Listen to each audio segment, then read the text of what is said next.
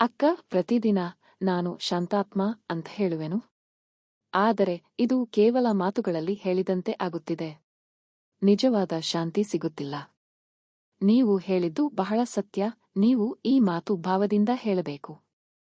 ಕೇವಲ ಸುಮ್ಮನೆ ಅಭ್ಯಾಸದಿಂದ ಹೇಳುವುದು ಅಲ್ಲ. ಅಕ್ಕ, ಅಭ್ಯಾಸದಿಂದ ಹೇಳುವೆನು ಅನಿಸುತ್ತೆ.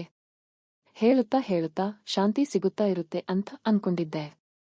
ನೋಡು, ಎಲ್ಲಾ ಆತ್ಮಗಳಲ್ಲಿಯೂ ಸ್ವಾಭಾವಿಕ ಗುಣಗಳು ಇವೆ: ಶಾಂತಿ, ಪ್ರೀತಿ ಮತ್ತು ಶಕ್ತಿ. ಶಾಂತಿ ನನ್ನಲ್ಲಿ ಇಲ್ಲ ಅನ್ನೋದೇ ಯೋಚನೆ ಮಾಡಬಾರದು.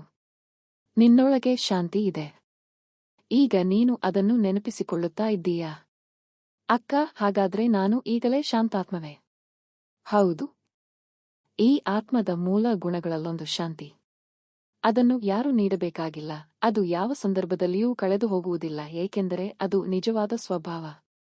ಇಂದಿನ ತೀವ್ರ ಗೊಂದಲದಿಂದ ತುಂಬಿದ ಜಗತ್ತಿನಲ್ಲಿ ಬಹುಮಾನವಾಗಿ ನೀನು ಶಾಂತಿಯನ್ನು ಹೊರಗೆ ಹುಡುಕುತ್ತೀಯಾ? ಆದರೆ ನಿಜವಾದ ಶಾಂತಿ ಹೊರಗಿಲ್ಲ, ಅದು ನಿನ್ನೊಳಗೇ ಇದೆ. ನೀನು ಆತ್ಮವನ್ನು ಅರಿತಾಗ, ಆತ್ಮಸ್ವರೂಪವನ್ನು ಅನುಭವಿಸಿದಾಗ, ಈ ಶಾಶ್ವತ ಶಾಂತಿಯು ತಕ್ಷಣವೇ ನಿನಗೆ ಅನುಭವವಾಗುತ್ತದೆ. ಆದರೆ ಅಕ್ಕ, ನಾನು ಇದನ್ನು ಮನದಿಂದ ಅನುಭವಿಸೋದು ಹೇಗೆ?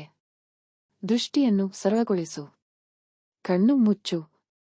ನಿನ್ನ ಗಮನವನ್ನು ನಿನ್ನ ಎರಡು ಕಣ್ಣಿನ ನಡುವೆ ಹಣೆಮಧ್ಯದ ಸ್ಥಳಕ್ಕೆ ಕೇಂದ್ರೀಕರಿಸು. ಅಲ್ಲಿ ಆತ್ಮ ಇರುತ್ತದೆ, ಒಂದು ಪುಟ್ಟ ಬೆಳಕಿನ ಬಿಂದು.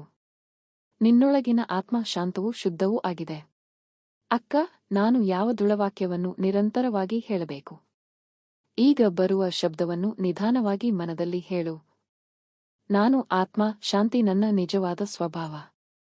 ಈ ಶಾಂತಿ ಶಾಶ್ವತ. ಈ ವಾಕ್ಯವನ್ನು ಮತ್ತೆ ಮತ್ತೆ ಹೇಳು, ಶಾಂತಿ ಅನುಭವವಾಗುತ್ತೆ. ಹೌದು ಅಕ್ಕ, ಸ್ವಲ್ಪ ಶಾಂತಿಯನ್ನು ಅನುಭವಿಸುತ್ತಿದ್ದೇನೆ. ಶಿವಬಾಬಾ ಪರಮಾತ್ಮನಾಗಿರುವ ಆತ್ಮ ಒಂದು ಬೆಳಕಿನ ಬಿಂದು. ಅವರು ಶಾಂತಿ ಮತ್ತು ಶಕ್ತಿಯ ಮೂಲಕ ಎಲ್ಲಾ ಮಾನವ ಆತ್ಮಗಳನ್ನು ಮಾರ್ಗದರ್ಶಿಸುತ್ತಾರೆ. ಅವರು ನಮ್ಮೊಳಗೆ ಇರುವ ಶುದ್ಧ ಶಕ್ತಿಯ ಮೂಲ. ಅವರು ಆತ್ಮದ ಸ್ವರೂಪದಲ್ಲಿ ಶುದ್ಧ ಬೆಳಕಾಗಿ ನಮಗೆ ಪ್ರೇರಣೆ ನೀಡುತ್ತಾರೆ. ಶಿವಬಾಬಾ ದೈಹಿಕ ರೂಪದಲ್ಲಿ ಇಲ್ಲ, ಅವರು ಪ್ರಕಾಶಮಾನವಾದ ಆತ್ಮ, ಒಂದು ಬೆಳಕಿನ ಬಿಂದು.